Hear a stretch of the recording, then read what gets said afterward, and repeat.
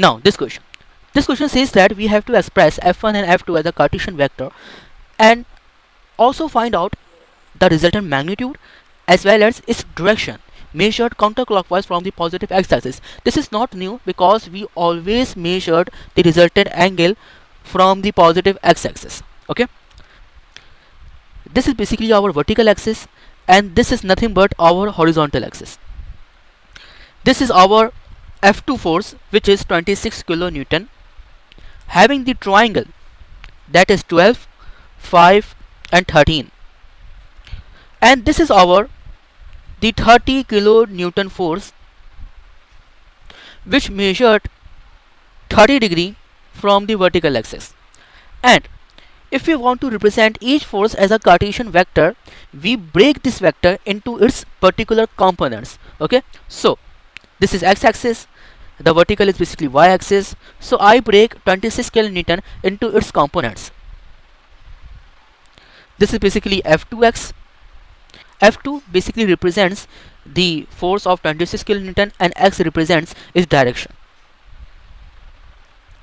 And the F2x, or you can say the horizontal component of 26 kilonewton, is lie along the negative x-axis. So this is minus F2x.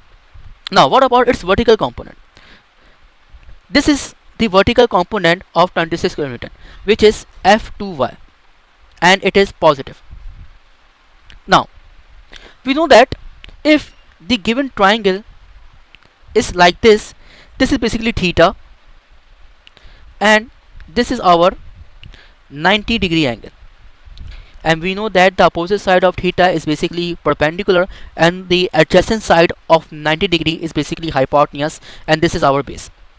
We know about it. Now this time our triangle looks like this. So this is our theta, this is our 90-degree. The opposite side of theta is basically perpendicular, so 5 is basically our perpendicular. The adjacent side of 90-degree is our hypotenuse, so 13 is basically our hypotenuse and 12 is basically our base. Now the F2 is basically equal to F2x plus F2y.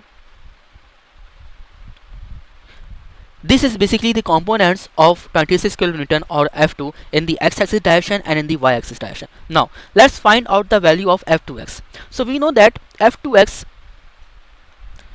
which is equal to minus f multiplied by sine of theta.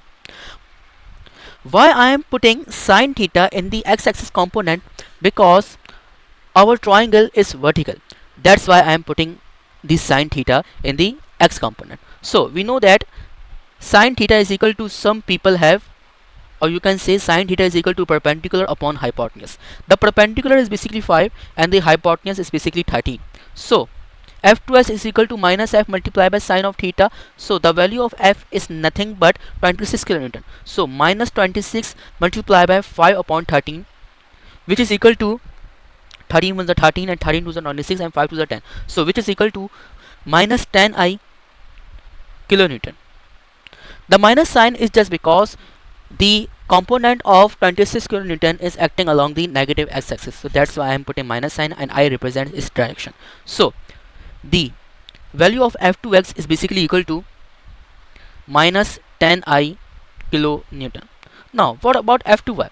I erase some extra thing from here so that we get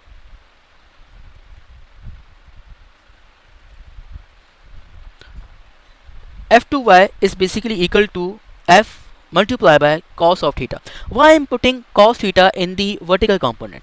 Because our triangle is vertical, that's why I am putting cos theta in the vertical component. So the value of f is equal to 26 kilonewton multiplied by cos theta. Cos theta is equal to curly brown here, which is base upon hypotenuse. The value of base is basically equal to 12 and the hypotenuse is basically 30. 26 multiplied by 12 upon 13, which is equal to 13 1 is 13 and 13 2 is 26 and 12 2 is 24. So F2y is equal to 24 j kilonewton. Now this is basically 24 j kilonewton. This is basically the F2y.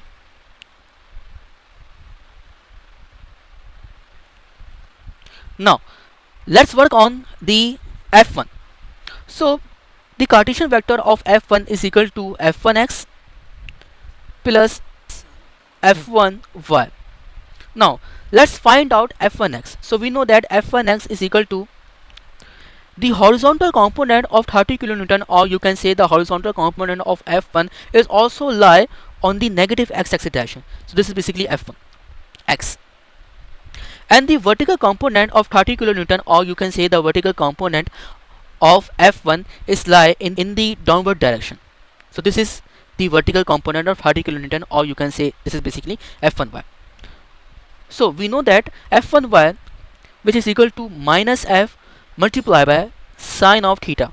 Why I'm putting sine theta in the x component? As you can see the diagram, the angle of 30 kilonewton is measured from the y-axis. That is why I am putting F1x is equal to minus f multiplied by sine of theta.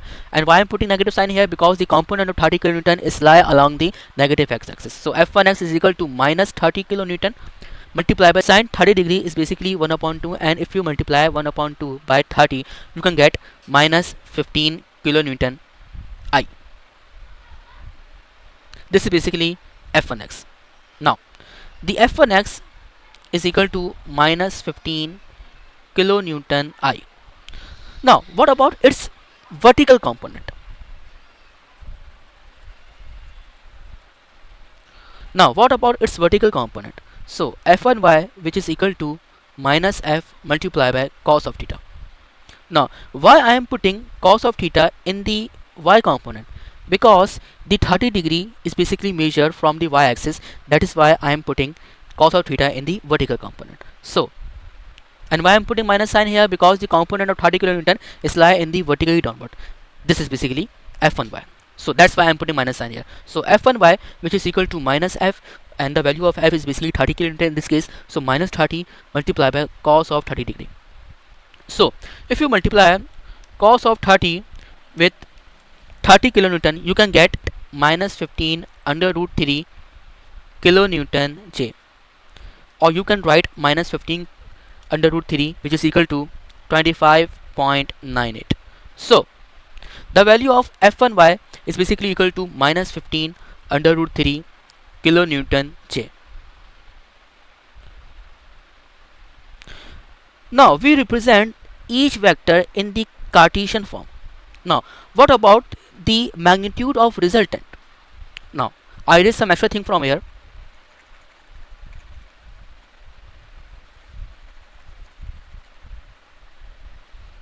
For the magnitude of resultant vector, which is equal to frx plus fry. Frx is basically the summation of all the x component together, and fry is basically the summation of all the vertical component together. So frx is equal to minus 10 I kilonewton minus 15 kilonewton I, which is equal to minus 25 kilonewton I. This is basically frx. Now what about fry? Fry is basically the summation of all the vertical component. So which is 24 kilonewton J minus 15 under root 3 kilonewton J, which is equal to minus 1.98 kilonewton J. Now the resultant vector is basically the summation of frx plus fry. So I erase some extra thing from here.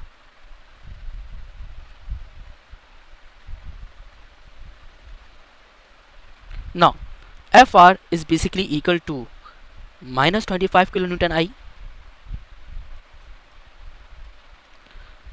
minus 1.98 kilonewton J. Now this is basically the vectorial form of the resultant vector. What about its magnitude?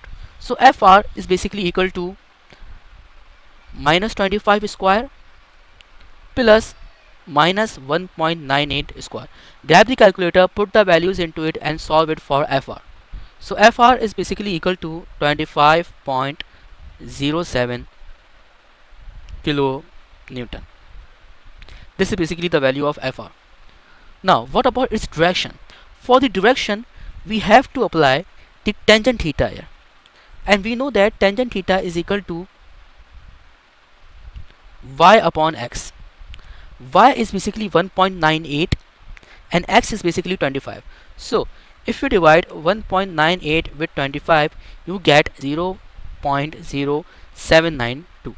Now if you shift tangent to the opposite side so that it will become theta is equal to tangent inverse 0.0792, which is equal to 4.52 degree. Now that's a twist here. We always measured angle from the positive x-axis. So now let me show you.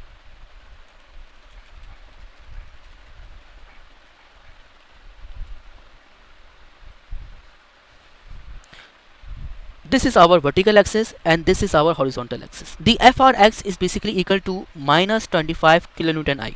So I draw it in the negative x-axis direction. This is basically FRX. Now this is basically our FRY. So I draw it in the downward direction. This is basically our FRY. And this is our resultant vector.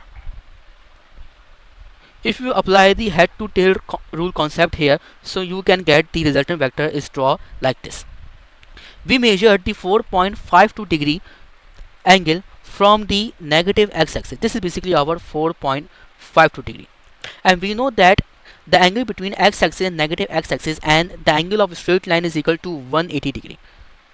So if you add 180 degree with this 4.52 degree, you can get the angle of resultant vector from the positive x-axis. So 180 degree plus 4.52 degree, which is equal to 184.52 degree. Let's call this phi.